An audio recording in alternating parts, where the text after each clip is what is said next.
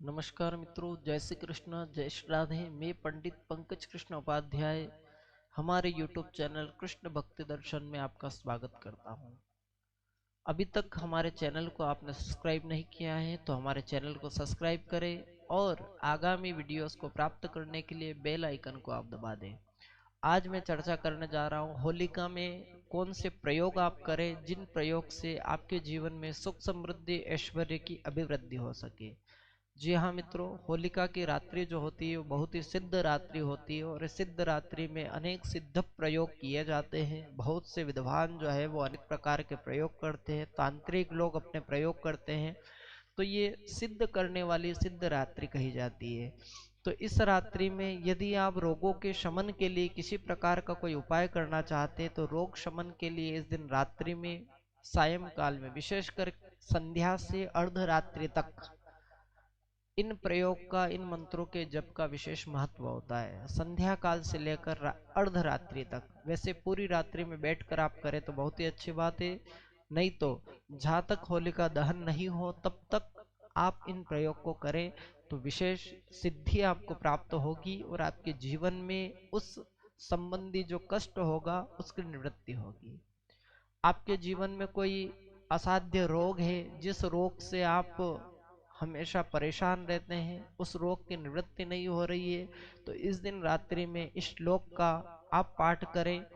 और कितना पाठ करना है तो आपको 1100 बार इस समय में आपको इसका पाठ करना है। यदि आप पाठ कर सके 1100 बार जप कर सके अच्छी बात है, नहीं कर सके तो आप कम से कम 108 बार इसका जप करें। सरसों के तेल का दीपक अपने सामने लगाए और माँ भगवती का स्मरण करते हुए इस श्लोक का जप करें। श्लोक सुनिएगा। ओम रोगान शेषान पहुंसि तुष्टा रुष्टा तु कामान सकलानभीष्टा त्वामाश्रितानां न विपन्नराणां त्वामाश्रिताया श्रयतां प्रयान्ति। इस श्लोक का कम से कम 108 बार आप जप करें। आपका असाध्य बड़ा से बड़ा रोग जो है वो अतिशीघ्र खत्म होगा और आप अतिशीघ्र स्वस्थ होंगे। जी हाँ मित्रों, आपके जीवन में शत्रु बाधा है और आप शत्रुओं से परेशान हैं तो देखिएगा, किसी के लिए कुछ बुरा सोचकर हम यदि कर्म करते तो यकीनन कहीं न कहीं हमारे जीवन में भी गलत फल हमको प्राप्त होता है।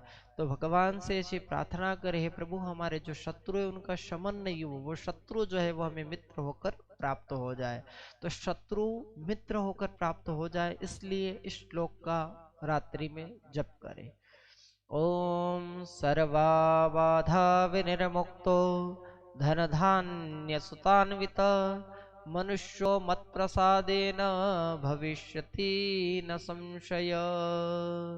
सभी बाधाओं की निवृत्ति के लिए एवं शत्रु को मित्रवत प्राप्ति के लिए इस श्लोक का आप 108 बार और ज्यादा यदि कर सके तो 1100 बार इसका जप करें। उसके बाद में यदि आप लक्ष्मी प्राप्ति चाहते हैं, आपके जीवन में आप बहुत सारी मेहनत करते हैं, बहुत कार्यों को करते हैं, फिर भी लक्ष्मी स्थिर रूप से आपके घर में निवास नहीं करती है, तो इस प्रयोग को आप करें। यकीनन 1 महीने के अंदर आप देखेंगे आपके जीवन में लक्ष्मी का जो है वो स्थायित्व प्राप्त हो रहा है। स्थायी आपके घर में लक्ष्मी जो है वो निवास करेगी और आपके जीवन में हमेशा कभी भी लक्ष्मी की कमी आपके जीवन में नहीं होगी।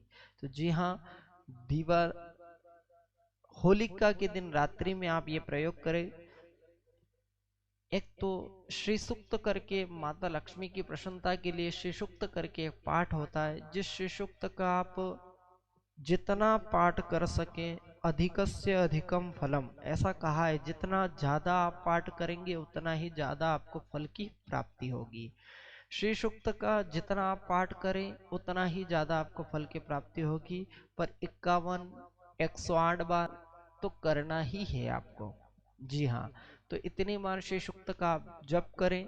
और यदि आपको पाठ याद नहीं हो तो आप मात्र 108 बार उस समय में आप श्रवण करें। समय याद रखें, संध्या काल से लेकर अर्धरात्रि पर्यंत, संध्या काल से लेकर आधी रात तक आप इसका पाठ श्रवण करें, यकीनन आपके जीवन में माता लक्ष्मी की कृपा बरसेगी। दूसरा प्रयोग है लक्ष्मी की प्राप्ति के लिए कनक धारा स्तोत्र। जी हाँ, कनक धारा इसको ऐसा कहते हैं कि जब इसका पाठ किया था शंकराचार्य भगवान ने तो स्वर्ण की बरसात इस धराधाम पर हुई थी। तो हाँ, यदि आप इसका पाठ करते हैं और माता लक्ष्मी को प्रसन्न करना चाहते हैं तो इसका पाठ करें और 108 कमल गट्टे से माता लक्ष्मी का ओम श्रीयै नमः इससे हवन करें तो अतिशीघ्र लक्ष्मी की प्राप्ति आपके जीवन में हो जाएगी। एवं इन दोनों प्रयोग को करने से पूर्व यदि आप इस प्रयोग को प्रारंभ कर रहे हैं तो संध्या काल में एक बार विष्णु सहस्त्र नाम या गोपाल सहस्त्र नाम का पाठ करें और जब आप ये प्रयोग विश्राम करें, जब अर्धरात्रि में इस प्रयोग का संकल्प आप भगवान को अर्पण करें उससे पूर्व समर्पण करने से पूर्व एक बार पुनः गोपाल सहस्त्र नाम या विष्णु सहस्त्र नाम का पाठ करें। क्यों? क्योंकि लक्ष्मी किसी की दासी नहीं है, सिर्फ भगवान नारायण के साथ में लक्ष्मी शोभा देती है। और ऐसी शुभ लक्ष्मी को आप अपने जीवन में अपने घर में स्थायित्व प्राप्त करवाना चाहते हैं तो भगवान नारायण और माता लक्ष्मी दोनों ही आपके साथ में आएगी और आपके घर में आएगी। खाली लक्ष्मी किसी के यहाँ नहीं जाती है, तो इसलिए भगवान नारायण को भी आप प्रसन्न करें, माता लक्ष्मी को भी आप प्रसन्न करें, तभी आपके जीवन में लक्ष्मी की प्राप्ति होगी। धन्यवाद। ऐसे ही जानकारी भरी वीडियोस प्राप्त करने के लिए मेरे YouTube चैनल को आप सब्सक्राइब करें। ध्यान रखिए कृष्ण भक्ति दर्शन, जी हाँ, कृष्ण भक्ति दर्शन पर हमेशा बने रहें। और आपके मन में भी किसी प्रकार का कोई प्रश्न हो, आप चाहते हैं कि इसके ऊपर भी वीडियो आए, तो आप हमारे कमेंट बॉक्स में लिखें ताकि मैं आगामी उनके ऊपर वीडियो बना सकूं। धन्यवाद। जय श्री कृष्ण, जय श्री राधे।